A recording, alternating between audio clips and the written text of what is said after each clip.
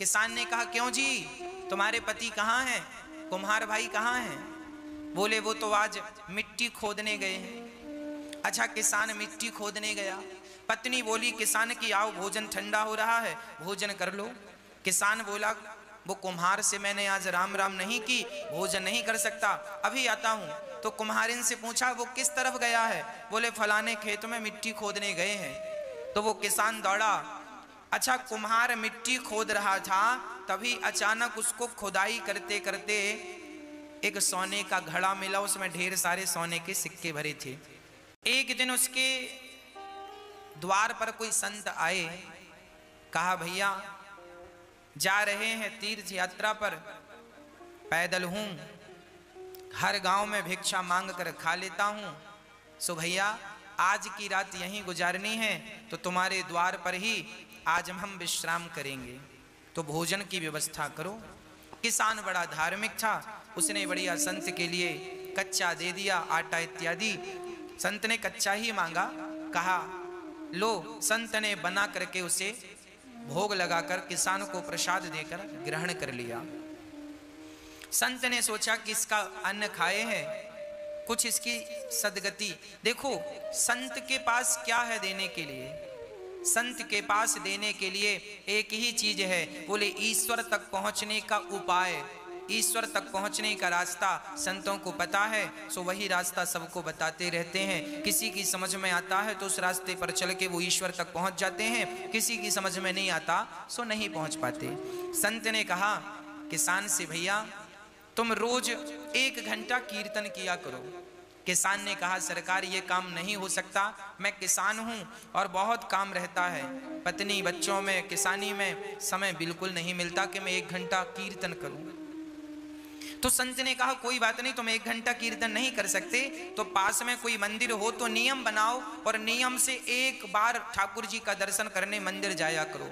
किसान बोला सरकार हम ये भी नहीं कर सकते, मंदिर थोड़ा 100-200 कदम पे दूर है, कई बार समय नहीं मिलता, भागना पड़ता है खेत की तरफ। अब संत बड़े चक्कर में पड़े, से क्या उपाय बताऊं? तो संत ने उसी से पूछा अच्छा ये बताओ तुम क्या कर सकते हो, जो भी करना नियम से करना, वो नियम तोड़ना मत। यदि तुम इस नियम से चलोगे तो तुम्हारी भी नैया पार हो जाएगी। तो किसान बोला मेरे बगल में घर के बाजू में एक कुम्हार रहता है, घड़ा बनाता है, आप कहो तो मैं उसका रोज दर्शन कर लिया करूंगा, ये नियम हो सकता? संत ने कहा ठीक है, तुम उस कुम्हार का दर्शन किया करो, नियम बनाओ कि कुम्हार का दर्शन किए बिना तुम भोजन नहीं करोगे, नियम बनाओ। और कुम्हार को इस भाव से देखोगे कि ये भगवान है, और देखकर राम राम जरूर कर लेना भैया, राम राम, और ठाकुर जी का दर्शन कर लेना, उनमें ही वो ईश्वर है ये सोचकर। भले तुम्हें शुरू में ऐसा लगेगा ये कुम्हार है, ये कुम्हार है, पर धीरे धीरे उसे कुम्हार ना कहकर उसे भगवान जानकर उसको दूर से प्रणाम कर लेना, और देखे बिना ये नियम बनाओ कि भोजन नहीं करोगे। किसान बोला ये ठीक है, ये मेरे बगल में है, मैं रोज देख लिया करूंगा, कोई ज्यादा वक्त नहीं लगेगा। संत चले गए। अब वो किसान रोज कुम्हार को देखता और भोजन करता। पत्नी बोलती भोजन तैयार है, बोले अभी आता हूं, देखकर कुम्हार को जाकर देख लेता और भोजन करने बैठ जाता, फिर अपने काम करता। रोज का नियम था उसका। एक दिन उसने कुम्हार को देखा, सो कुम्हार नहीं था। तो कुम्हार की पत्नी से किसान ने कहा क्यों जी, तुम्हारे पति कहाँ हैं, कुम्हार भाई कहाँ हैं? बोले वो तो आज मिट्टी खोदने गए हैं। अच्छा, किसान मिट्टी खोदने गया। पत्नी बोली किसान की आओ भोजन ठंडा हो रहा है, भोजन कर लो। किसान बोला वो कुम्हार से मैंने आज राम राम नहीं की, भोजन नहीं कर सकता, अभी आता हूं। तो कुम्हारिन से पूछा वो किस तरफ गया है? बोले फलाने खेत में मिट्टी खोदने गए हैं। तो वो किसान दौड़ा। अच्छा, कुम्हार मिट्टी खोद रहा था, तभी अचानक उसको खुदाई करते करते एक सोने का घड़ा मिला, उसमें ढेर सारे सोने के सिक्के भरे थे। अब कुम्हार को सोने का घड़ा मिल गया। अब उसने देखा कि हमें किसी ने देखा तो नहीं। तब तक दौड़ा दौड़ा किसान आ रहा था, और जैसे ही किसान आया तो कुम्हार को देख लिया, और कुम्हार को देखकर किसान वापस जाने लगा। राम राम भैया, कुम्हार को किसान भगवान के रूप में देखता था और राम राम रोज करता था, राम राम। वो किसान जाने लगा, अच्छा कुम्हार को क्या लगा कि इसने देख लिया, तो कुम्हार ने आवाज लगाया, भैया रुको। तो किसान ने कहा, ना रुकने की जरूरत नहीं है, हमने तो देख लिया। किसान तो ये कह रहा था कि हमने तुम्हें देख लिया, पर कुम्हार को लगा इसने सोने का घड़ा देख लिया। तो फिर आवाज लगाई कुम्हार ने, सुनो देख लिया है सो किसी से कहना मत, आधा तुम रख लो आधा हम रख लेते हैं। तो किसान रुका, बोली किसकी बात कर रहा है। किसान गया और जाकर देखा तो दोनों देख के दंग रह गए। ढेर सारा धन उन्हें जमीन के भीतर गड़ा हुआ मिल गया। दोनों ने आपस में बांटकर उस धन से साधु संतों की सेवा स्टार्ट करी।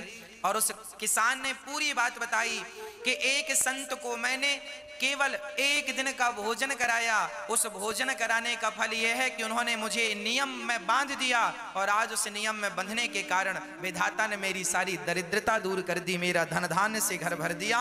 एक बार किसी भूखे व्यक्ति को भोजन कराने का ये फल है कि देर सवेर ईश्वर तुम्हें धनवान बनाएंगे बनाएंगे बनाएंगे। आप एक नियम बनाओ कि रोज भगवान का कीर्तन करेंगे, रोज भगवान का नाम जपेंगे।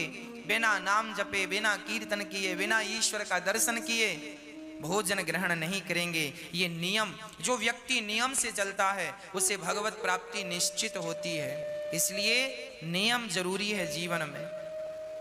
संयम और नियम, संयमी बनो, भोग और विलास से मन को हटाओ और ईश्वर के प्रेम के नियम में बंध जाओ।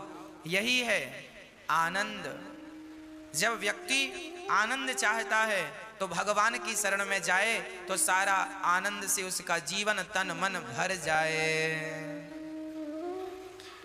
विश्वोत्पत्त्यादि है, तवे भगवान क्या करते हैं, विश्व की उत्पत्ति, पालन और संहार करते हैं। भगवान का काम है विश्व की उत्पत्ति, पालन और संहार, है ना। भगवान की शरण में जो है उनका बाल भी बांका नहीं होता। तापत्रय विनाशाय दैहिक दैविक भौतिक तापा, राम राज्य काहू नहीं व्यापा। 3 प्रकार के दुख सबके जीवन में होते हैं। कोई तन दुखी, कोई मन दुखी, कोई धन बिन रहते उदास, थोड़े थोड़े सब दुखी,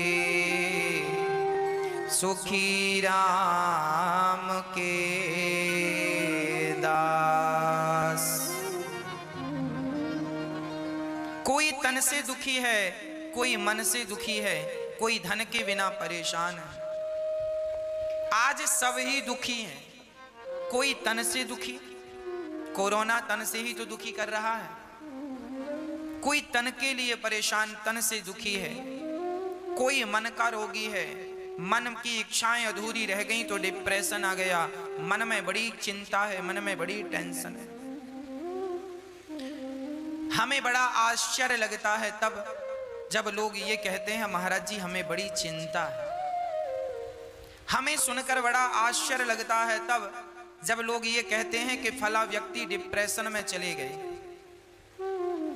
मैं बिल्कुल अपनी प्रैक्टिकली बात कर रहा हूं। मुझे बहुत आश्चर्य लगता है जब ये कहते हैं लोग गुरुजी बड़ी चिंता है। मैं आपसे पूछना चाहता हूं, बताइए आपको किस बात की चिंता है? क्या चिंता है आपको? जो हो रहा है क्या वो तुम्हारी मर्जी से हो रहा है? नहीं, ईश्वर की मर्जी से हो रहा है। अच्छा जो कल हुआ क्या वो तुम्हारी मर्जी से हुआ?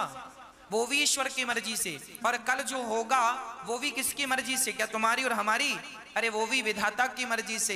जब उसी की मर्जी का हो रहा था, उसी की मर्जी का हो रहा है और उसी की मर्जी का होना है, तो तुम किस बात की चिंता कर रहे हो भैया? क्यों दुबले हो रहे हो चिंता कर करके? क्या चिंता है? जो होना है वो होके रहेगा, चिंता मत करो।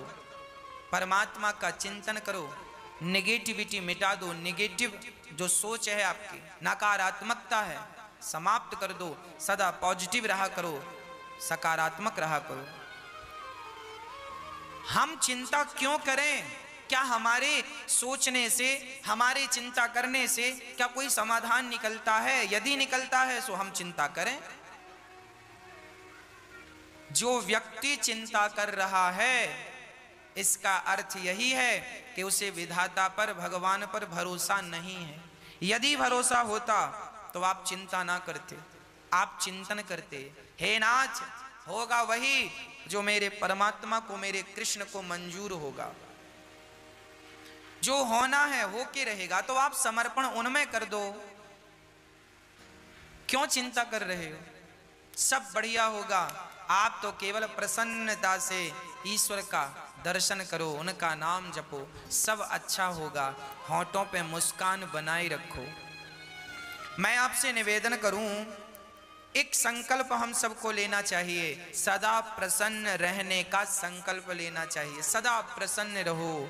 सच्चिदानंद रूपाया, ईश्वर आनंद के स्वरूप हैं। एक बात बताओ, जो भक्त सदा मुस्कुराता रहता है, प्रसन्न रहता है, भगवान उस पर जल्दी प्रसन्न हो जाते हैं। एक मैया वृंदावन आई और ठाकुर जी लड्डू गोपाल जी खरीदने के लिए दुकान गई। तो लड्डू गोपाल जी की दुकान में जाकर दुकानदार से कहा, भैया वो वाले ठाकुर जी दो, वो वाले कृष्ण दो। दुकानदार ने कहा, वैसे ही तो ये हैं, इनको क्यों नहीं लेती हो मैया?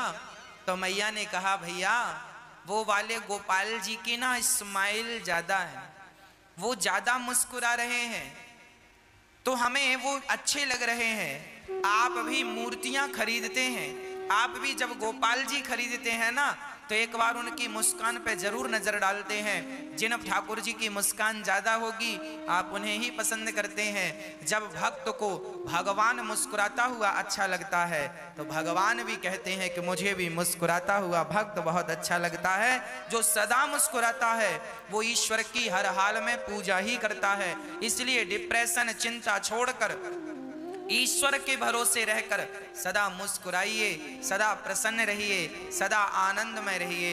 ये वक्त भी गुजर जाएगा, ये दुख का वक्त भी गुजर जाएगा। बस ईश्वर का चिंतन और होंठों पे सदा मुस्कान बनी रहे। सदा मुस्कुराते रहा करो, सदा हंसते रहा करो। ये हंसने मुस्कुराने का मौका अभी मिला है, हंस लो, मुस्कुरा लो। पता नहीं अगले जन्म में हमें विधाता ने कुत्ता बिल्ली की योनि दे दी, तो कुत्ते बिल्ली की योनि में तो हंसा मुस्कुराया नहीं जा सकता। गधा और बंदर बना दिया तो मुस्कुराया और हंसा नहीं जा सकता। ना जाने कौन सी अगली योनि मिल जाए और हम हंसने और मुस्कुराने के लिए तरस जाएं। अभी अवसर है, अभी मुस्कुरा कर ईश्वर का धन्यवाद करो, तो आपकी गति बिगड़ेगी नहीं। और आप अभी से बंदर का मुंह बना के बैठेंगे तो अगले जन्म में भगवान बंदर ही बनाएंगे। कई लोग ना हम देखते हैं हंसते ही नहीं, बैठे हैं बंदर का मुंह बना के। एक सज्जन,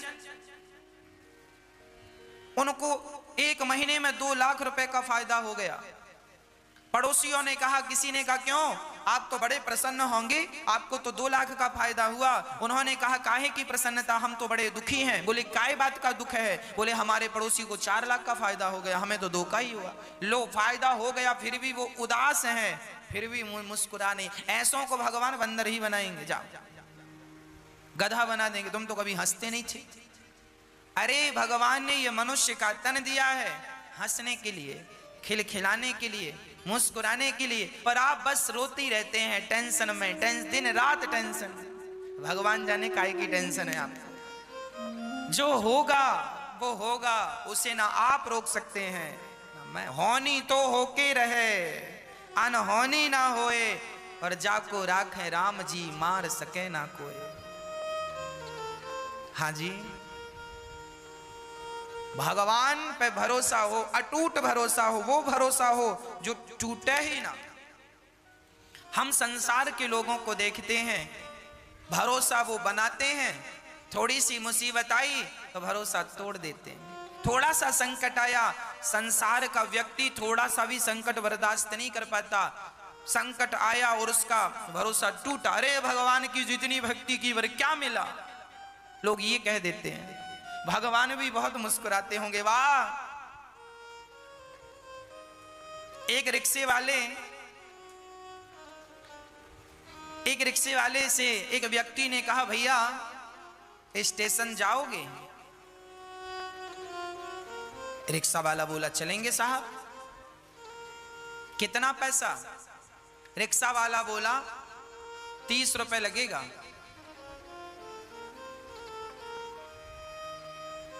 तो वो व्यक्ति बोला, भैया मैं बुजुर्ग हूं और 4 कदम की दूरी पे स्टेशन है, मैं स्टेशन सोसाइटी पे ही रहता हूं और इस इतने दूर का 30 रुपए लेगा? बाकी रिक्शे वाले तो मैं रोज 10 रुपए में जाता हूं और आज तुझे 30 रुपए चाहिए? 30 रुपए, इतनी सी बात का 30 रुपए मांग रहा है।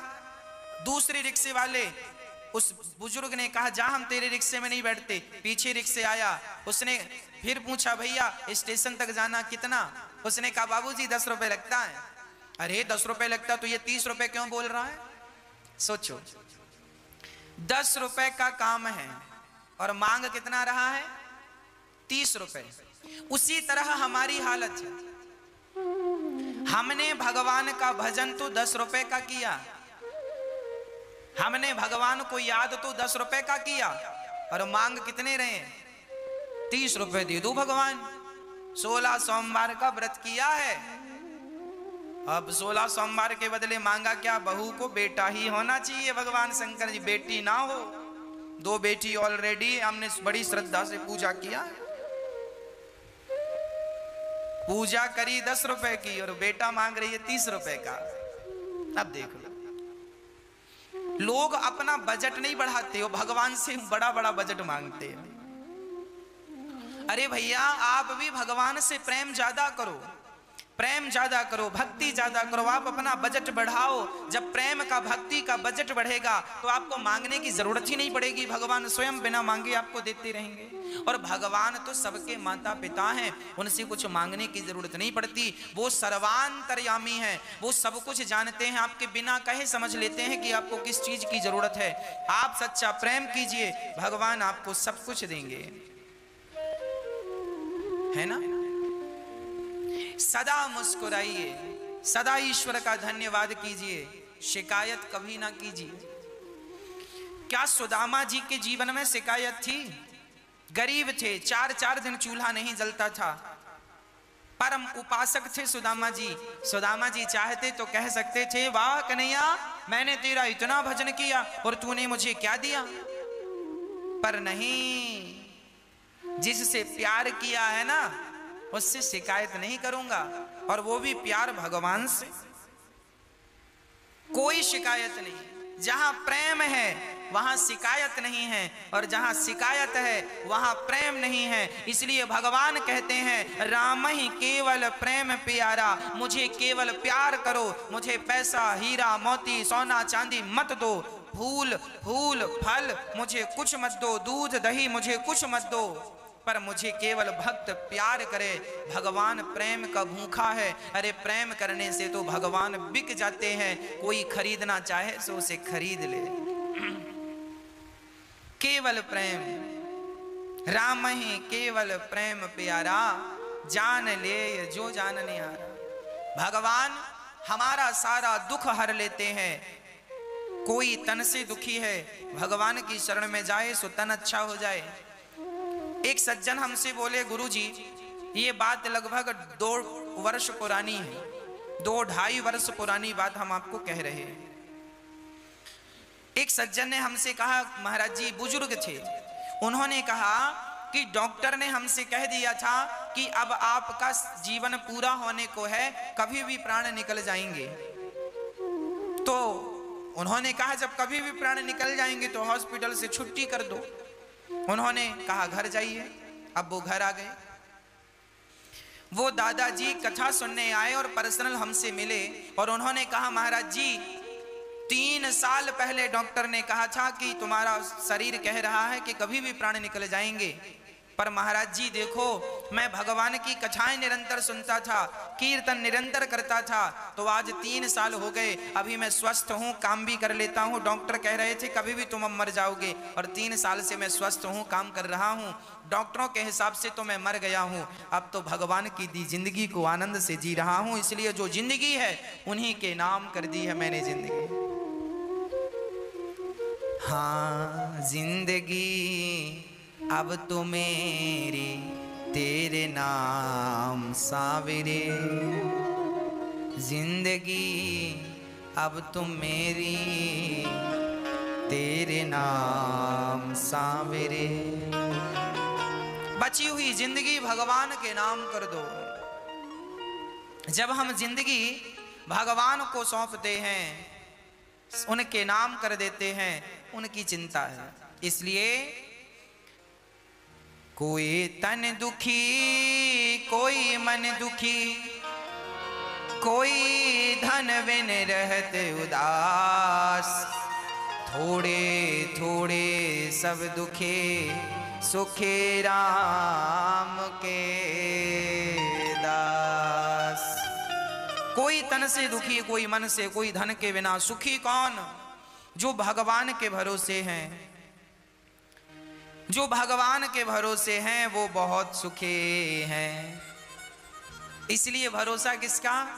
केवल कृष्ण का भरोसा। मुझे और किसी के भरोसे की जरूरत नहीं है, किसी के भरोसे की चाहत नहीं है, भरोसा केवल कृष्ण का है। ऐसे भगवान जो हमारे समस्त दुखों का नाश करते हैं, ऐसे भगवान को, श्री राधा सहित कृष्ण को, श्री कृष्णाय वयम नुमः, ऐसे भगवान को हम हृदय में बसाते हैं। यम प्रव्रजन्तमनुपेतमपेत कृत्यम, द्वैपायनो विरह कातर आजुहावा, पुत्रेति तन्मयतया तर्भुभिने दुस्तं सर्वभूत हृदयं मुनिमानतोस्मि।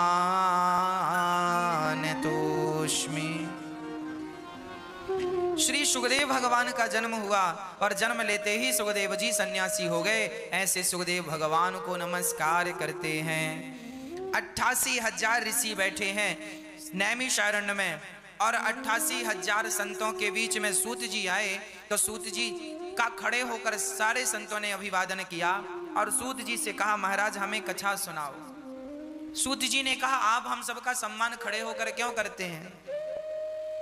बोले, धन वृद्धा बल वृद्धा आयुर्वृद्धास्तथैव च, ते सर्वे विज्ञान वृद्धाश्च किंकरा शिष्य किंकरा। कोई धन में बड़ा हो तो धनवान कहलाता है, बल में बड़ा हो तो बलवान कहलाता है, आयु में बड़ा हो तो आयुवान कहलाता है, पर जो ज्ञान में बड़े हैं वो सबसे बड़े माने जाते हैं। आपकी आयु 20 वर्ष की है और आप ज्ञान में सर्वश्रेष्ठ हैं, इसलिए आप पूजनीय हैं, आप वंदनीय हैं। आपको हम वंदन करते हैं, आपका स्वागत करते हैं। सौनक आदि ऋषियों ने सूत जी से कहा, हमें यह बताओ कि हमें कृष्ण की प्राप्ति कैसे हो। ऐसी कथा सुना दो सूत जी जिससे भगवान मिल जाए। देखिए, जब भी कोई संत मिले तो उनसे भगवान को पाने का ही कोई मंत्र लीजिएगा, भगवान को पाने का ही कोई रास्ता पूछिएगा। कोई सांसारिक बातें मत कीजिएगा साधु संतों से। ये सांसारिक तुच्छ विषय, संसार का तुच्छ सा सुख, इसके पीछे भागने वाला जीवन भर भागे तो भी दुखी ही रहता है, और कोई भगवान के लिए 10-20 कदम रख ले तो उसका कायाकल्प हो जाता है। सूत जी ने कहा, सुनो, अब हम तुम्हें ऐसी कथा सुनाते हैं जो देवताओं को भी दुर्लभ है। एक बार देवराज इंद्र अमृत का घड़ा लेकर सुखदेव जी के पास आए और कहने लगे कि आप राजा परीक्षित को भागवत सुना रहे हैं, सो आप राजा परीक्षित को स्वर्ग का अमृत पिला दें और हमें भागवत तामृत पिला दें, भागवतामृत। क्वा, तब सुखदेव भगवान ने कहा, क्वा सुधा क्वा कथा लोके, क्व काचः क्व मणिर्महान्, ब्रह्मरातो विचार्य एवं तदा देवांजहासहा।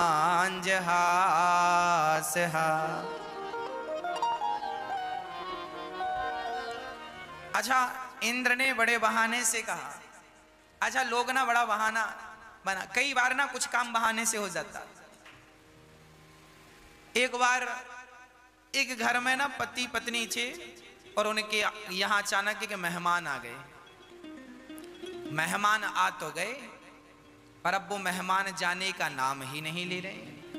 अब पति पत्नी बड़े परेशान। अरे राम राम राम, दिन भर खाता है, हम लोग 5-5 रोटी खाते हैं, 10-10 खाता है, तो जाता ही नहीं।